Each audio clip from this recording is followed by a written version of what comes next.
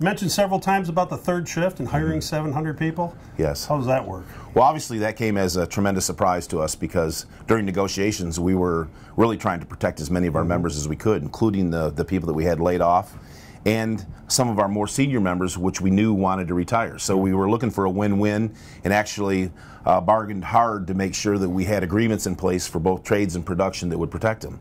The addition of this third shift is a direct result of the fact that we're in one of the best segments right now that General Motors has, and the best segments in North America. These crossover vehicles are extremely hot. Customers love them. GM has worked with both Cadillac and the GMC organization to come up with the right marketing strategies so that we get customers in our vehicles and they're buying them. And so it's a good news story for the Spring Hill plant. In addition to that, there's additional products that are being launched here that I won't go into right here. Our team members know what those products are, and just because of the fact that I'm not going to divulge any confidential information, we're not going to discuss that. But it's neat to know also that we've got 2 additional products that are going to be launched here in short order. So that's a good situation for us. Between the number of vehicles that we're selling in the marketplace currently and what we've got proposed here in the future, it's driving us into additional capacity, which is good news story for the UAW. I'd also like to take this opportunity to thank the Regional Director Ray Curry and his team, as well as Cindy Estrada and her team up in Detroit.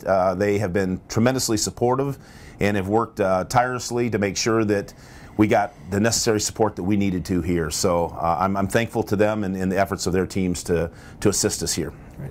So when does the hiring start for that 700? Great question. I know that's the #1 question that I'm getting as well. So the hiring will actually start in the late July timeframe and August. August will be a huge month because we're going to go live here in September on this shift as has been announced.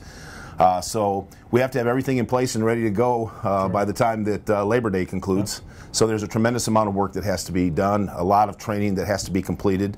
Obviously the union is pushing to get those folks into our plant as quickly as possible. The company is wanting to make sure that fiduciarily that they are watching how fast they bring in people, because saving money is the name of the game right now with them. Sure. So we've got those discussions underway as well. Yep. So that whole process will start with our in-progression team members being brought back. This week, you saw me back. We had an orientation. We had 30 permanent in-progression team members that were brought back to work this week.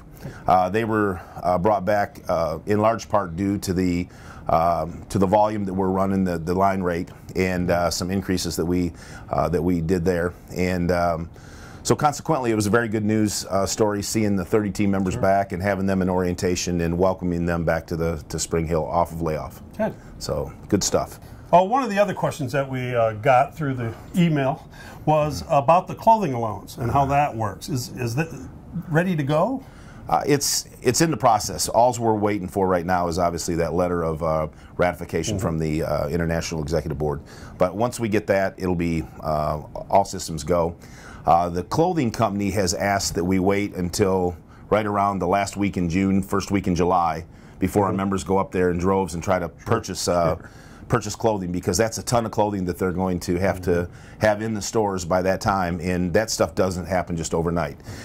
We sent them a notification as soon as our contract by 67% was ratified, and let them know that what the terms and conditions were that we negotiated in this contract. It's a very good plan for our team members. It provides for $400 this year, $400 next year, and $400 the following year, and then the next 3 years after that it will be $300, $300, and $300 respectively. So it takes us 6 years out. It protects our team members in this process. Yesterday's gone. Yesterday's gone.